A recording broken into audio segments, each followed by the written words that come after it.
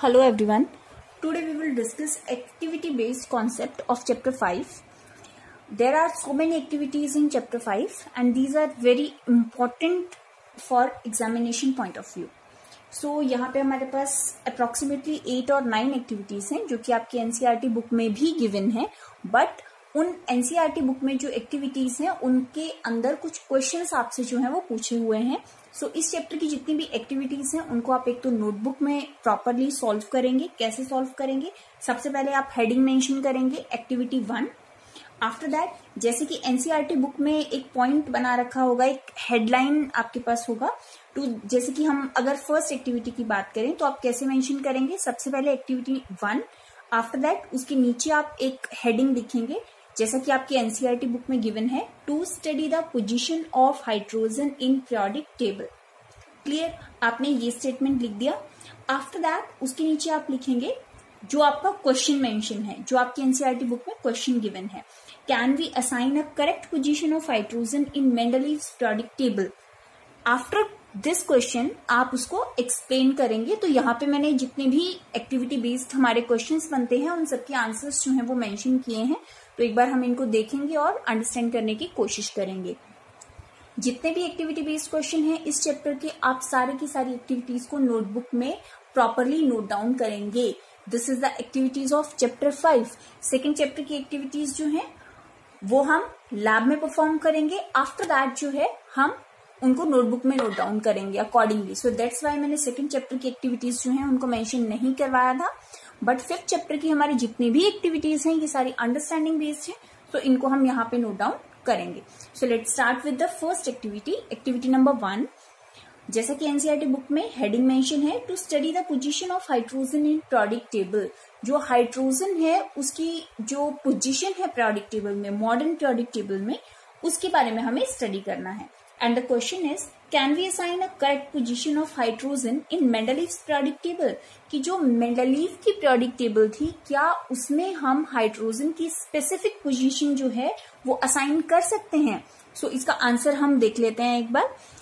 When we compare the properties of hydrogen with alkali metals and halogens. अब simple सा concept है हमारे पास कि हमने इसको कंपेयर एल्कली मेटल या फिर हेलोजन के साथ क्यों किया.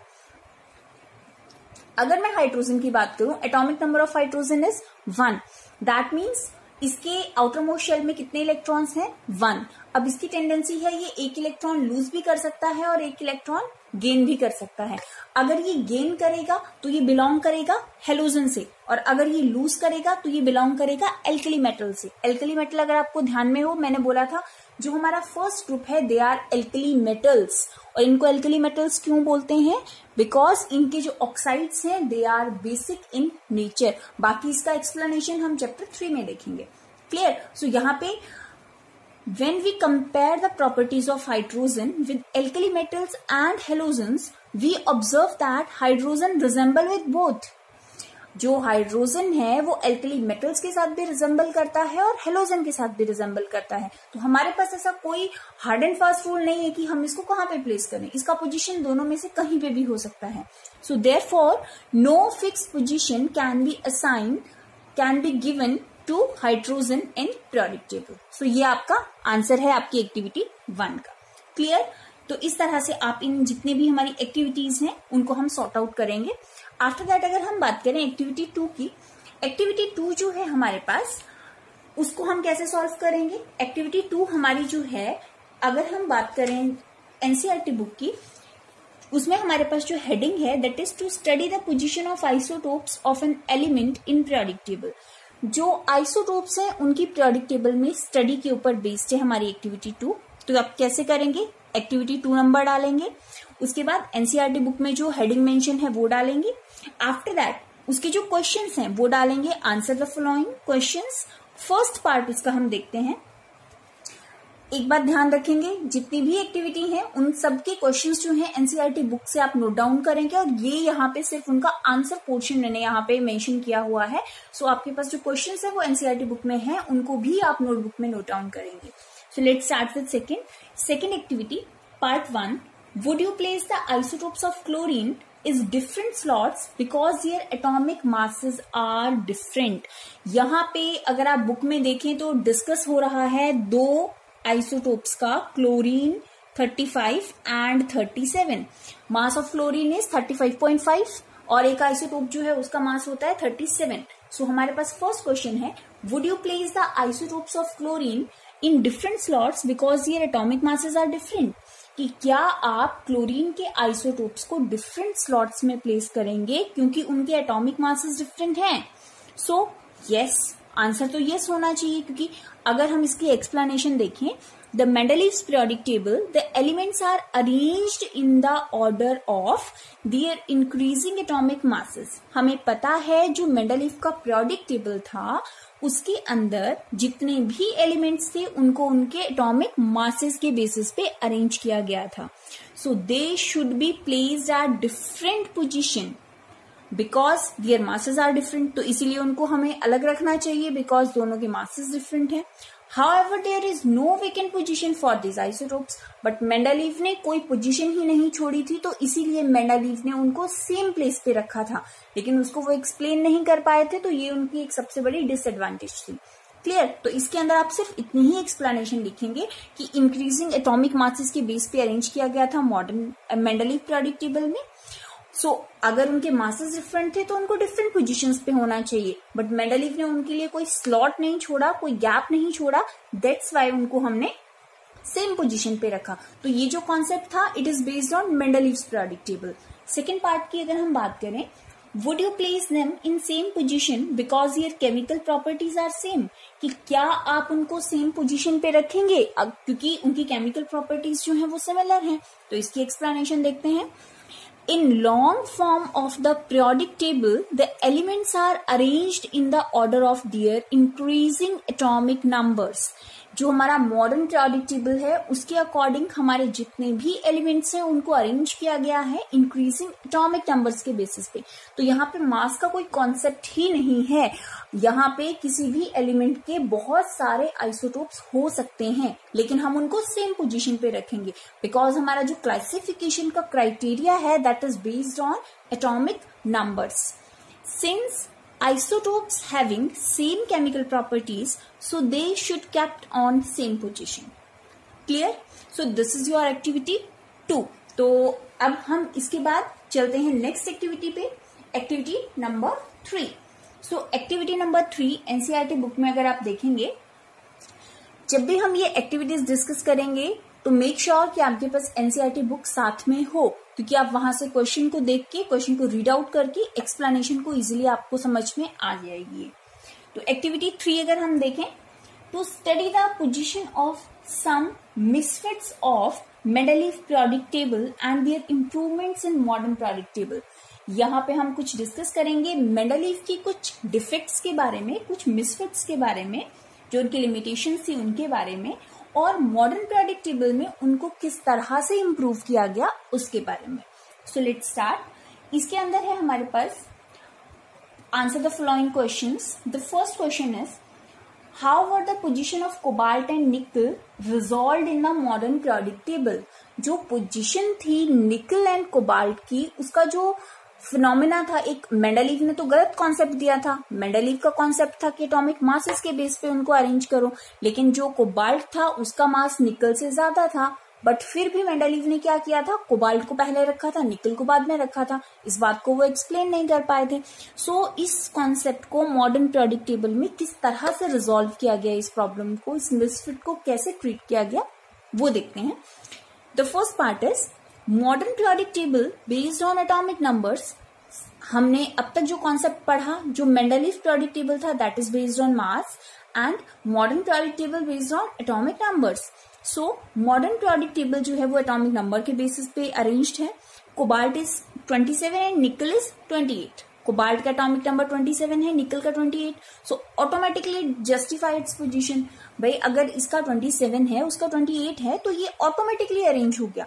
लेकिन अगर हम मास के बेस पे इसको अरेंज करें तो ये एक मिसफिट है बिकॉज कोबाल्ट का मास ज्यादा है, निकल का कम है. सो ये मॉडर्न पीरियोडिक टेबल की एक अचीवमेंट थी, जो कि मेंडलीव का मिसफिट था, बट मॉडर्न पीरियोडिक टेबल की एक बहुत बड़ी अचीवमेंट थी. अब हम बात करते हैं सेकेंड पॉइंट की. In books second point is, how were the position of isotopes of various elements decide in the modern periodic table. जितने भी हमारे पास एलिमेंट्स के आइसोटोप्स थे उनकी पोजीशन को किस तरह से जस्टिफाई किया गया, किस तरह से डिसाइड किया गया मॉडर्न पीरियोडिक टेबल में। ऑलरेडी सिमिलर कॉन्सेप्ट हम एक्टिविटी 2 में डिस्कस कर चुके हैं, जहां पे हमने क्लोरीन वाला कॉन्सेप्ट देखा था। अगेन हम देखते हैं, isotopes having same atomic numbers so they have similar chemical properties. It is obvious, अगर एटॉमिक नंबर सेम है तो इलेक्ट्रॉनिक कॉन्फ़िगरेशन सेम होगा, इलेक्ट्रॉनिक कॉन्फ़िगरेशन सेम है, दैट मीन्स उनके जो प्रॉपर्टीज हैं, केमिकल प्रॉपर्टीज, वो सिमिलर होंगी। This is the reason behind they are placed in same slot. उसका एक हमारे पास सॉलिड रीजन है कि केमिकल प्रॉपर्टीज सेम है, एटॉमिक नंबर सेम है, तो इसीलिए उनको हमने सेम स्लॉट में रखा। तो this is the explanation behind the isotopes position in modern periodic table. अब हम बात करते हैं थर्ड पॉइंट की। The third point is, third question is it possible to have an element with atomic number 1.5 placed between hydrogen and helium. अगर हम बात करते हैं हाइड्रोजन की, हाइड्रोजन का एटॉमिक नंबर है 1, हीलियम का एटॉमिक नंबर है 2। क्वेश्चन है हमारे पास कि अगर किसी का एटॉमिक नंबर 1.5 है तो क्या ये पॉसिबल है कि इन दोनों के बीच में इसको प्लेस किया जाए। So it is not possible because atomic numbers are always in whole number. Atomic number हमेशा क्या होते हैं, होल नंबर्स में। और क्यों होते हैं होल नंबर्स में, because atomic numbers is equal to number of electrons is equal to number of protons. और इलेक्ट्रॉन और प्रोटॉन्स जो हैं वो कभी भी हाफ नहीं होते, they always in whole number. Class 9th में भी हमने ये सेम कॉन्सेप्ट डिस्कस किया था। क्लियर। सो कोई भी एटॉमिक नंबर जो है वो डेसिमल में नहीं होगा, that is present in whole number. तो अगर होल नंबर में है तो यहाँ पे कोई लॉजिक ही नहीं है कि उसको हम हाइड्रोजन और हीलियम के बीच में प्लेस करें। Clear. After that the fourth part is, where do you think should hydrogen be placed in modern periodic table. आपको क्या लगता है कि हाइड्रोजन को कहाँ पे होना चाहिए मॉडर्न पीरियोडिक टेबल में।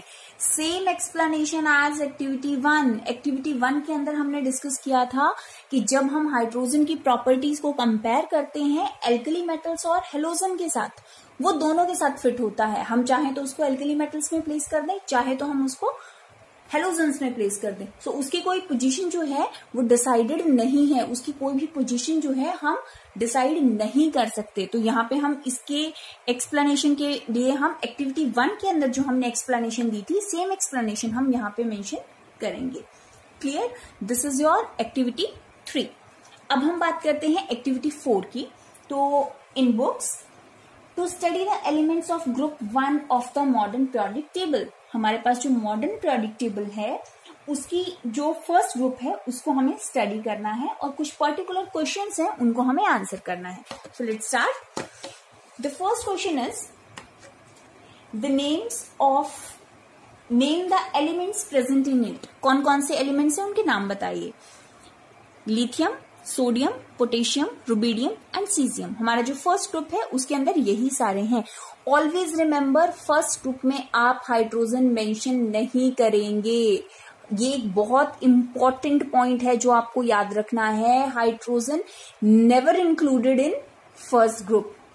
वो एक ऑप्शनल, एज एन ऑप्शन वहां पे हमने उसको प्लेस किया है, वो उसकी असाइंड पोजीशन नहीं है। क्लियर। वो असाइंड स्लॉट नहीं है उसके लिए। Clear. After that the second one, write down the electronic configuration of first 3 elements of group 1। इसके जो फर्स्ट 3 एलिमेंट्स हैं इनका हम इलेक्ट्रॉनिक कॉन्फ़िगरेशन लिखेंगे।